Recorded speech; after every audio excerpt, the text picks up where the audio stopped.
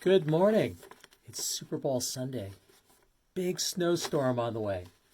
Very exciting day. Hope you guys are all doing well. I miss you and hope to see you in person soon.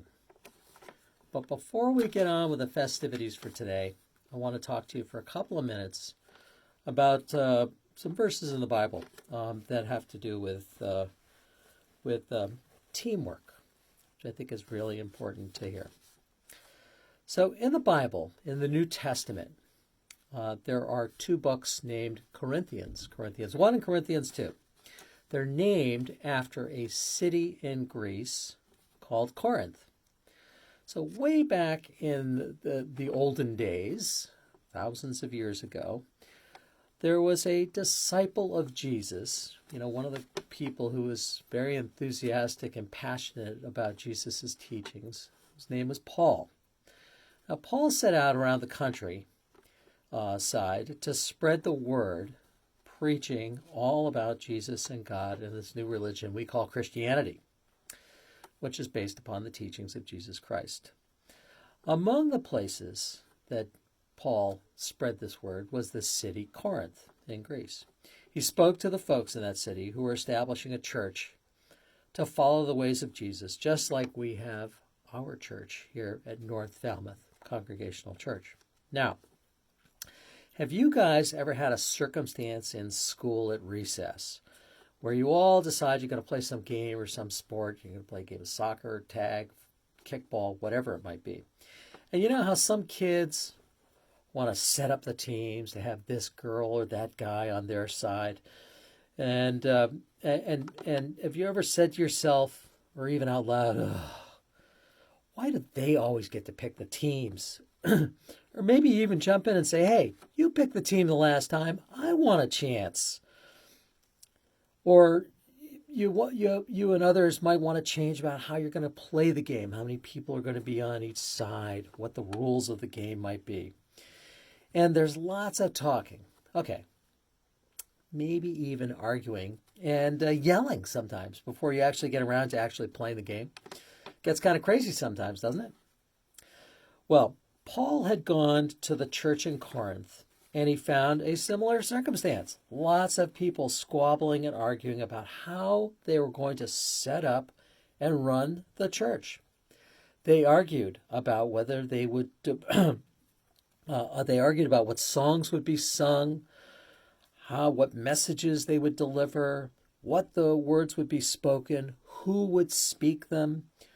Would their offerings or sacrifices be the same as they had been in the past? Maybe even animals? Oh, crazy stuff.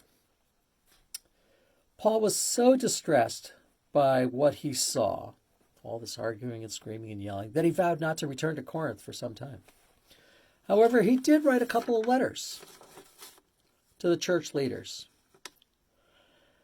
And what did Paul say in those letters to the church leaders?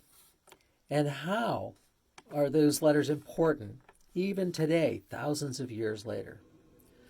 Well, as I said before, Paul was distressed by what he saw with the behavior of the Corinthians in the church, arguing and fighting about how they should worship and when they should worship and so on. The church leaders were far more concerned about who was doing what instead of spreading the word and teachings of Jesus to all of the people in Corinth. Paul said we have one body, but we have a body made up of lots of different parts. We have hands, we have feet, we have, you can't see them here, but there are eyes. We have all different parts of our body.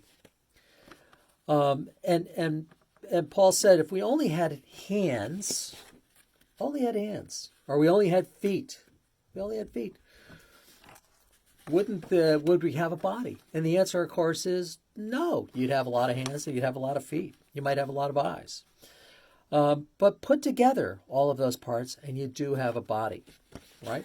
We have a body with hands. We have a body with feet. We have a body with eyes. Heck, we have a body with heart. That's an important part of the body, don't you think?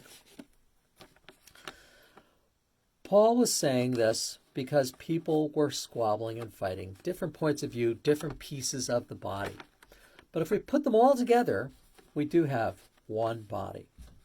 And we all are part of that. And what better way to, Paul was saying, there are different ways of looking how we can set up church, how we can worship, what the rituals will be. But we are all part of the same body, the body of people believing and living by the teachings of God and Jesus, helping those who need help, showing and using our hearts. Today, we have 2 football teams playing today in the Super Bowl. Should be an exciting game. And those teams are made up of lots of different players playing lots of different positions. We have quarterbacks. We have, with Tom Brady, Patrick Mahomes. Those are the quarterbacks for the Tampa Bay Buccaneers and the Kansas City Chiefs. And they have linemen, big, strong guys to protect them when they are going back to pass the ball to their fast-running receivers. And they have running backs who are shifty and quick and try to get around the defenders. And there are defenders who try to stop them from scoring. All of these players are different sizes, different heights, different shapes, different colors, but put together, and they form the teams known as the Tampa Bay Buccaneers and the Kansas City Chiefs. And because they have played so well as teams over the season, all of these different parts getting together as a team, they are actually successful and are going to play for the championship of the National Football League in the Super Bowl today. We have the same thing at North Falmouth Congregational Church. We have a team. It's made up of different people, different ideas, young people like you, older people like me, different points of view, different ideas. If we all get together, though, we are forming a wonderful team formed around the idea that we as a body, different parts of the body, can provide and deliver the message of hope and love, because we all have hearts. We have different sized hands, different shaped feet, different eyes, but we all have a heart. And we all are pushing and hoping and praying that we can be together, and we can be anytime, pushing forward with our message of love for one another and peace in the world. So let's say a little prayer. Dear God, thank you for making me different from my mom and my dad, and my sister and my brother, and helping me to see that while I am different from my family members and even strangers, we are all part of the whole body that is you, here to do good, here to help see that while people may be different, their differences help us to make a body united to do good, united in heart and in love. I hope you guys have a great Super Bowl Sunday. Have lots of fun. Maybe there'll be enough snow to go sledding later on after the game, before the game. Who knows? But look forward to seeing you soon. And remember, while we're all different, we are all one. We're all part of our church, North Falmouth Congregational Church, united together. Have a good one. Have a great day. And I love you.